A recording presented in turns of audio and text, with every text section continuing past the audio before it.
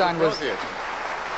Einstein was very explicitly not a theist. He was a deist. He said he was a believer in the God of Spinoza, the God that does not intervene in human affairs, that does not answer prayers, that does not take sides in human quarrels, that does not make judgments on human behavior. Well, Spinoza was not... That's as far from theism as it's possible to get, and you should have got this by now, Dinesh. You really should. Christopher, you're a little bit... There's a difference between deism and Spinozism, but I'll come back to that. I want to turn to something else. You asked for how can we reasonably think that God exists? Let me ask you this question. Scientists who begin to look at the universe ask themselves this question: why does the universe have the rules that it does? Why does the universe operate according to the particular dials and parameters it has? What if those parameters were a little different? And the scientists who look at that said, if you change these parameters even an infinitesimal amount, if the gravitational force were slightly different, or the strong nuclear force, or the electroweak force, we would not have this universe, we would not have life, we would not be here having this debate. Now, what is your explanation for how we live in such a fine-tuned universe? It would seem to suggest a fine-tuner or designer. Darwinism is hopeless here because it's not accounting for the universe, only for transitions among life. So what is your rational theory for why we live in a fine-tuned universe? Right. Well, there's a good reason why no one comes to me for arguments about physics, so I'll have to take, but I'm not ducking the question. Just for your notebooks, ladies and gentlemen, there is a book by Professor Victor Stenger on this subject. Dinesh deals with it also in his book, that makes the bold claim that science actually negates the case of the existence of God. Well, Stenger says the laws of physics come out of nothing. Do you agree with that? Further than I would have gone, I'm saying I recommend that you read it.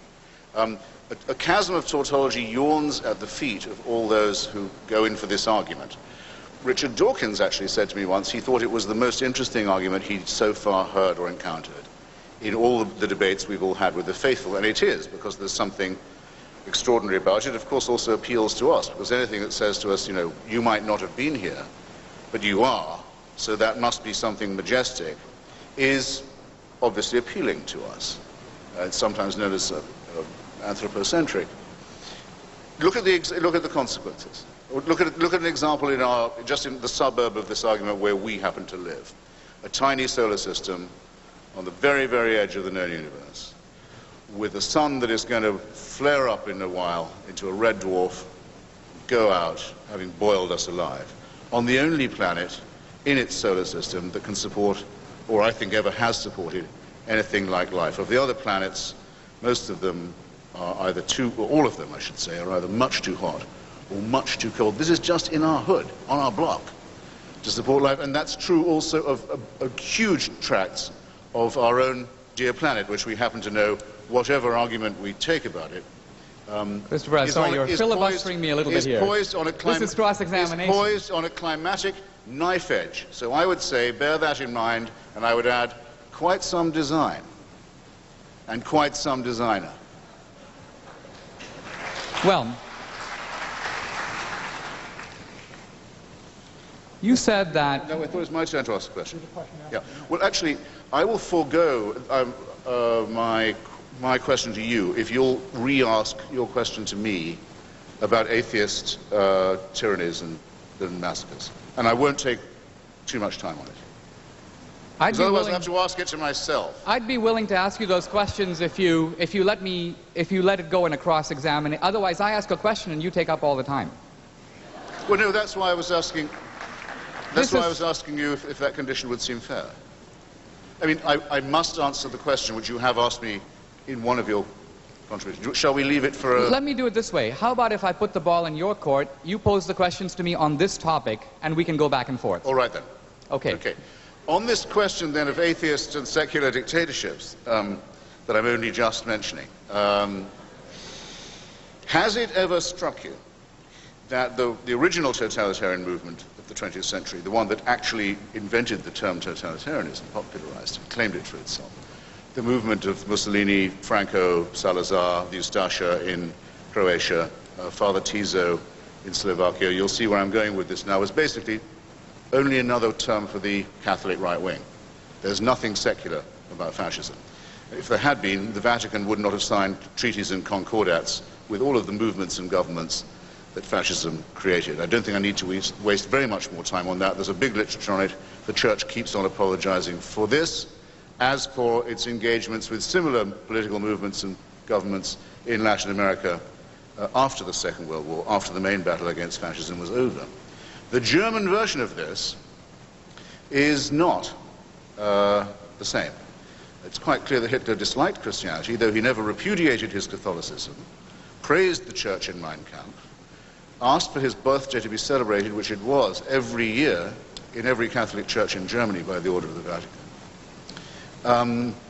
And Christopher, no, my turn?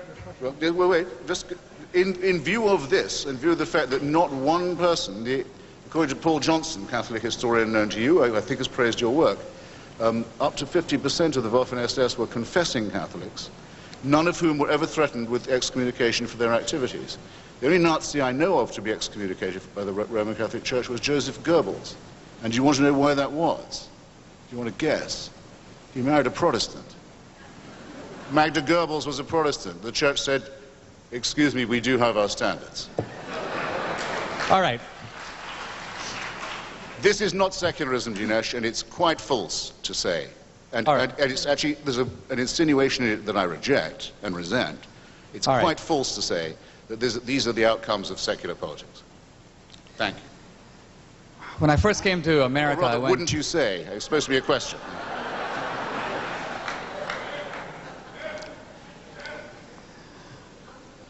You notice that in his statement, Christopher Hitchens zoomed in on one issue, Hitler and the Nazis, leaving untouched, indeed unmentioned, the scourges of communism. He didn't not only mention, hold on, don't jump in, it's my time. This is the atheist conception of fairness. We hug the public square completely to ourselves and drive all the religions out.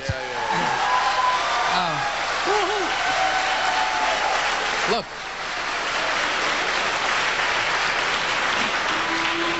You wanted me to stop. I need about 2 minutes to answer you. Okay, fine. Not only did he not mention Stalin, not only did he not mention Mao, he didn't mention Pol Pot, Ceausescu, Fidel Castro, Kim Jong-il. Now, Richard Dawkins in The God Delusion says, well, there's a big difference. The Christians did what they did in the name of religion, but the atheists aren't committing their crimes in the name of atheism. Now, this is what happens when you let a biology major out of the lab. Because here's a guy who knows nothing of history. I wouldn't accuse you of that, Christopher. But all you have to do is read Marx. All you have to do is familiarize yourself with communism. It was an explicitly atheist ideology that sought to create a new man and a new utopia, liberated from the shackles of traditional religion and traditional morality. It was no accident, as the Marxists said, they always targeted the churches, they always killed the clergymen and the priests and so on. Now, the case about Hitler is very interesting. You should read Richard Evans' multi-volume History of the Third Reich. In the beginning, Hitler thought, I can make some friends among the Lutherans and the Catholics, and so he invented something called positive Christianity, which was basically Nazi Christianity. He praised Christ basically because he said that Christ was the only one alert to the dangers posed by the Jews. But you only have to read the book to realize that Hitler hated Christianity. He hired people around him who were all atheists. Their explicit goal, the moment they got into power, was to destroy the church, which was seen as doing what? Putting a little bit of a moral bridle on the horrible plans of Nazism. So ultimately, it's not the Christians. Christians ultimately are accountable in some ultimate sense. Atheists are not. And that's why the atheist regimes killed more people in a week than the Inquisition could kill in 3 centuries. And why? Because of the maxim stated by Dostoevsky and the brothers Karamazov, if God is not, everything is permitted.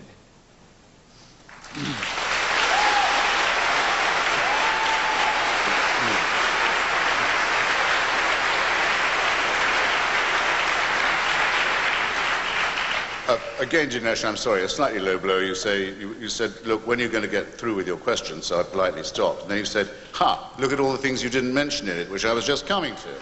Now, I can By the way, I can prove that to anyone, and I'm a little sorry to have to point out to you, because you have the proof in your hands.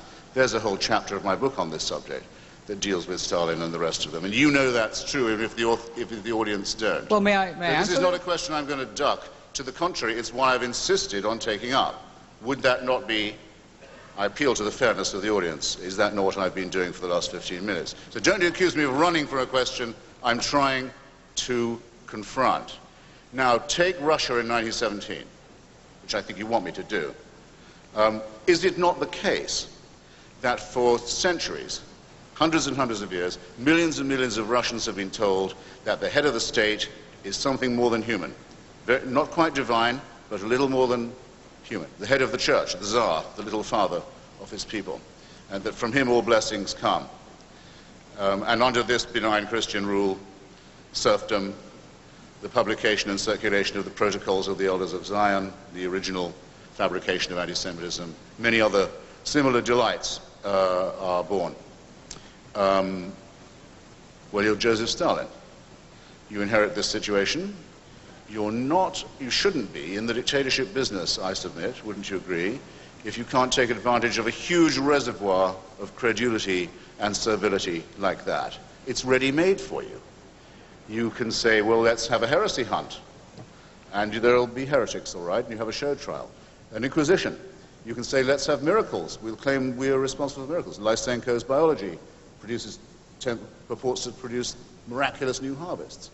We'll say that all blessings should be attributed to my benign rule. Everyone should thank me all the time and fear the permanent workings of the evil one against the happy state that we're trying to create. This is a simulacrum, very recognizable, of the relationship between Christian orthodoxy, feudalism, serfdom, and anti-Semitism.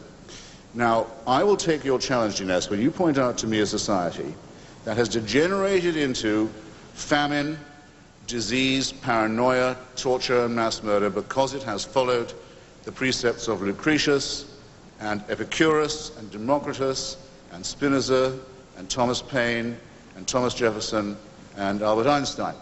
If you can do that, if you can point to me a society that erred and fell into horror by doing that, then we'll have a level playing field. Till then, you know perfectly well we don't have one, and you're trying to make it less fair still. Let me, if I may have the same time to answer. Right here we see the way in which there's a kind of inequality of measurement going on. We find among the atheist writers an attempt to blame religion not only for its own crimes, but also the crimes of atheism. Sam Harris, in his book The End of Faith, says the following. He's trying to prove that suicide bombing is entirely religious.